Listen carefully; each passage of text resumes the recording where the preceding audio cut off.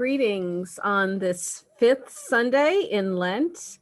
We're picking up today with chapters 10 and 11 of Mark's Gospel, and hope that you have been able to enjoy these short lessons along the way, and hope that they've been enlightening for you as we journey together and read Mark's Gospel during the Lenten season. We've talked before about the fact that Mark has a great economy for words, and his gospel is very much compact in comparison to the other gospels.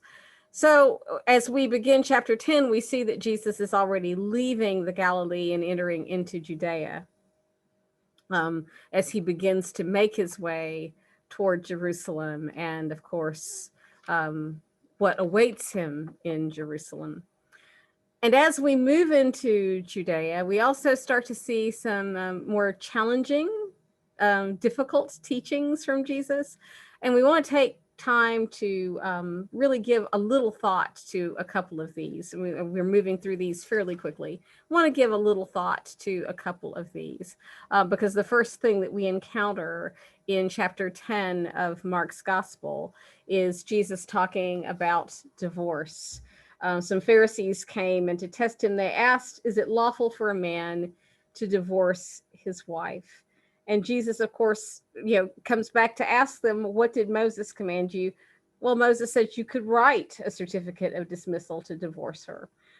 And Jesus responds that, yes, indeed, because of the hardness of people's hearts. Jesus tells them that Moses wrote this commandment, but from the beginning of creation, God made them male and female, and for that reason a man shall leave his father and mother and be joined to his wife, and the two shall become one flesh. So they are no longer two, but one flesh. And here, a verse that I do want to highlight from this text, therefore, what God has joined together, let no one separate. Because we have to talk about the realities of divorce and what we understand and why it is that there may well be relationships that God has not joined together.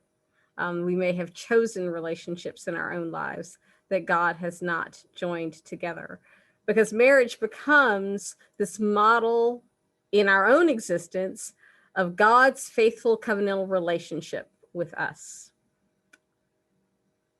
It takes two parties to enter into the ancient covenantal relationship. It takes two parties, but it really only takes one party to choose to break the covenant. We see that today in our Old Testament text from Jeremiah, where Jeremiah talks about the fact that there will be a new covenant made with God's people because God's people have broken the covenant that God has entered with them. We've talked about that in our sermons through the Lenten season. Today we see that brought forth in the Jeremiah text, that we have not always, in our human frailty, been the most faithful covenantal partners, even though God has been a faithful covenantal partner. I think the same thing is probably true when we start talking about marriage. What does it mean to be a faithful covenantal partner? And are there indeed relationships that were never ordained, if you will, by God in the first place? So that's something to ponder as we look at this text, because what I think we don't want is for texts like this to be used to justify persons staying in abusive relationships where they're being harmed. Because again, much of what we see throughout Mark's gospel is the effect of Jesus being there to heal. Jesus is about healing, and we see that so prominently featured in Mark's gospel. I call it the effect of never being the same. When Jesus comes to us to heal us and restore us, we're never the same. we're going to see one text in this particular installment that'll make us say to that as well. But I don't think that this text should be used to justify staying in relationships that are abusive and harmful and hurtful, and not healing and restorative. So something to ponder as we look at a very challenging text at the beginning of chapter 10. Immediately following this challenging text in chapter 10, we have Jesus saying, "Let the children come to me." The disciples are kind of pushing the children away, and Jesus says, "Let the children come to me." And I want to think that this is really a metaphor for all kinds of things. Children really occupied a very low position in the ancient world, in the ancient societal structure. And Jesus is giving the message to the disciples that the marginalized, the poor, the ones who would be pushed away, those are the very ones whose access to Jesus should not be restricted. Again, looking at the healing stories that we've seen in Mark's gospel up until this point, we understand that Jesus does not want those marginalized persons who have been shoved away by so many other people to be pushed away from him and to be kept away from healing. And now we're going to come to an interesting text in chapter 10 from a wealthy young man who comes to Jesus wanting to know what he must do in order to inherit eternal life. And he knows the commandments inside and out. He's got this down, as we do by now, because during this Lenten season, we have been repeating the Decalogue every Sunday. "I know all these commandments." And he says, "I have kept all of them since my youth." And Jesus looks at him and loves him. Key words in this text: loves him, and says, "You lack one thing. Go sell what you own and give the money to the poor, and you will have treasure in heaven. Then come and follow me." And when he heard this, he was shocked and went away grieving, for he had many possessions. Now, we just talked about the healing stories that we see in Mark's gospel, and my kind of encapsulated never the same. You come in contact with this Jesus and you are never the same. Healed, restored, renewed, returned to life. What happens to this rich young man? Is we're not told whether he decides later on, Jesus was right, and I need to go and sell my goods, or whether he just returns to things as they were. Which brings about a fascinating question for us. It's a fascinating question that we see in the Gospels. Is he willing to be healed? Is he willing to be changed? Is he willing to allow himself to be made new?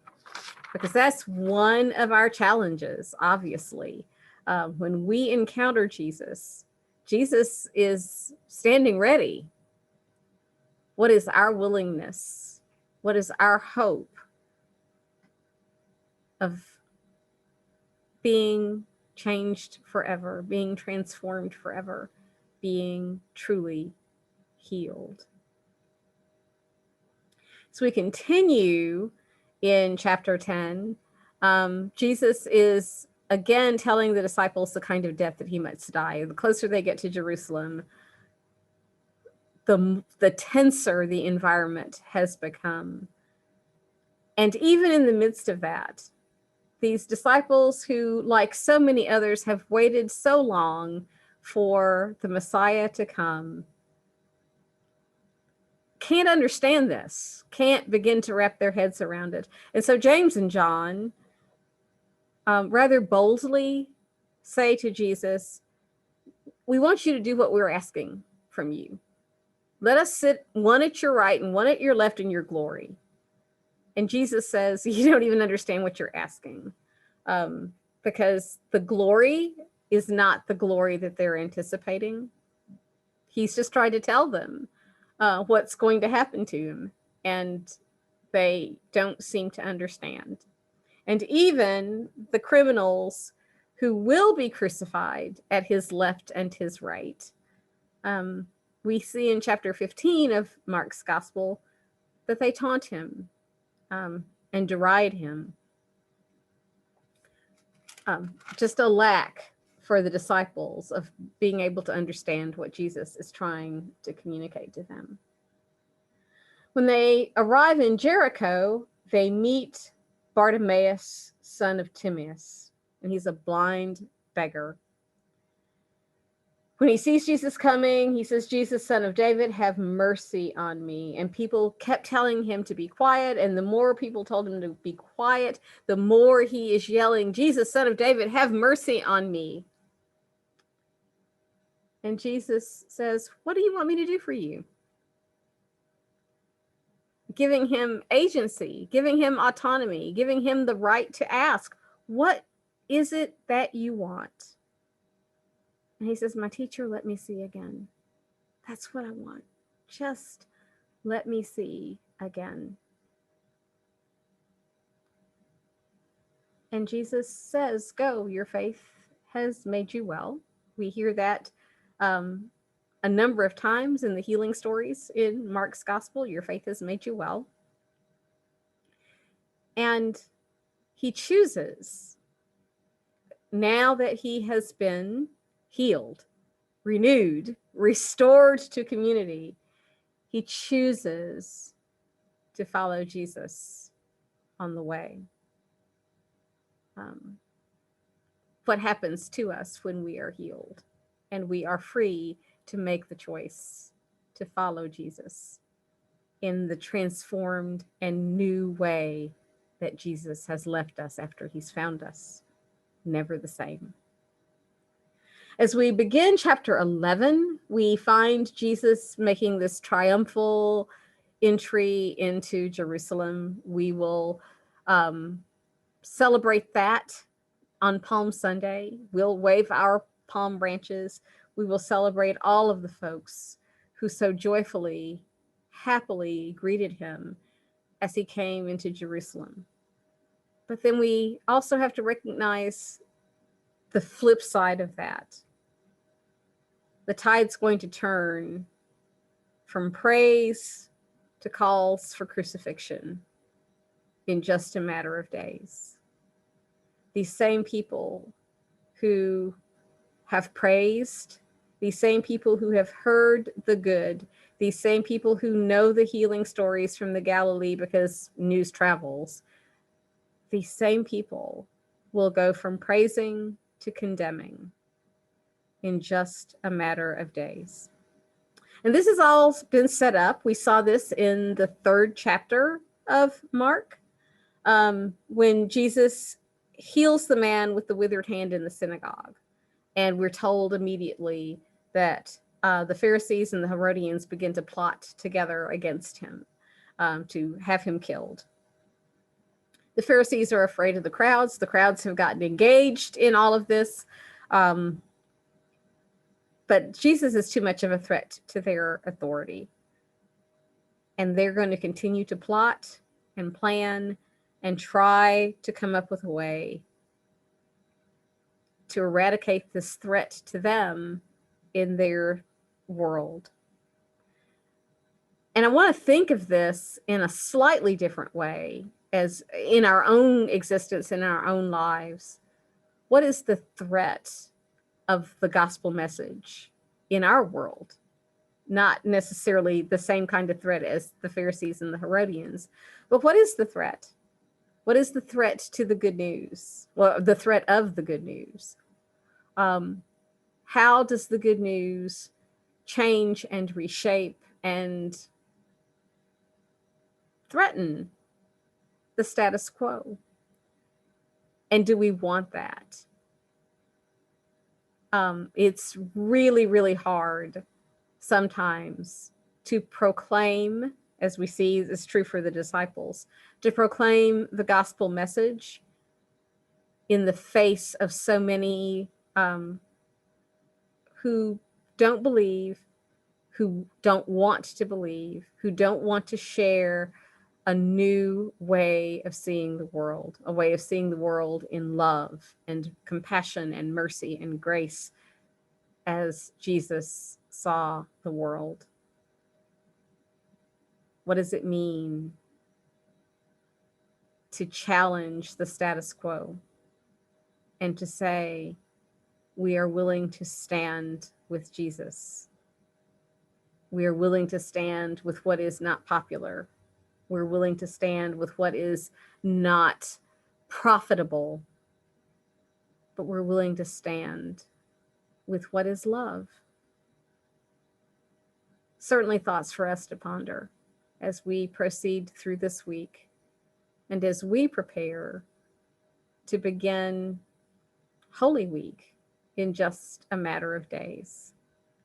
So I commend to you, because we'll be taking these last chapters and talking through these last chapters as we prepare for coming into these last days. You will also have as a resource to you, beginning next weekend, the Stations of the Cross. We will have a Stations of the Cross also specifically for families to give us an opportunity to walk through those stations, to walk through those final days, to pray through those final days.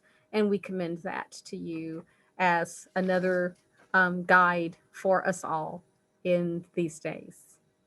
Thank you for being with us, and we'll see you again very soon.